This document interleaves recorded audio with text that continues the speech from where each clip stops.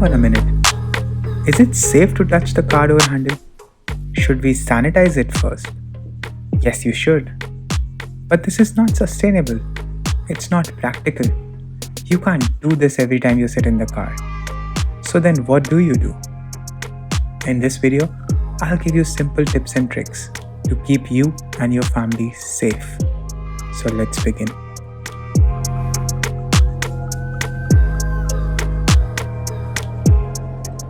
We eventually have to start going to office, right? When you come to your car after a few months of lockdown, you may find your car is all dusty and mucky. It has a lot of microorganisms. So how do you go about cleaning this? Do not use an old t-shirt. Do not use a rough cloth. If you do, you will get micro scratches. Don't spoil your paint finish. You should use a simple microfiber cloth to clean the exteriors gently. For sanitizing the door handle, you could use any spray with 70% ethanol. You should also clean wipe the interiors. Give special care to the interiors, as there are these many possible touch points for germs. The steering wheel is a hotbed for germs, and it can be up to 4 times dirtier than a public toilet seat. Clean wipe it properly. I'm going to link all the products down in the description. But doing this spray every day, every time before sitting in the car is not possible. So what can we do? We should not just open the door and sit in the car either. Don't be reckless. Just err on the side of caution.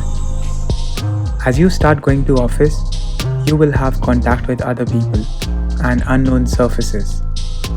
Right here, you see how the viruses can come inside your car and then to your home. But you can't possibly sanitize your car every day.